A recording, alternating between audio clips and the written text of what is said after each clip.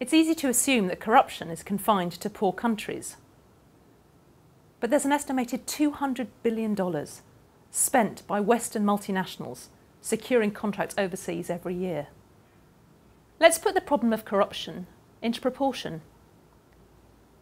Bribery and theft by government officials accounts for an estimated 3% of money lost to developing countries, criminal activity another 30%, but tax dodging by companies is estimated to be over 60% of that money lost.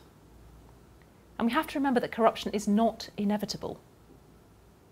Aid itself is less prone to corruption than private sector money because of the reporting requirements by donors.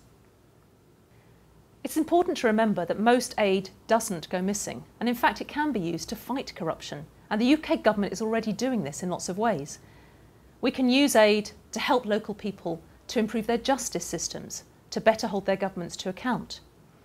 We can direct aid to training lawyers, but also to increasing the pay of public sector workers like policemen, so that they can afford not to take bribes. We need to uphold international anti-corruption treaties, and we need to stop laundering the proceeds of corruption in the UK.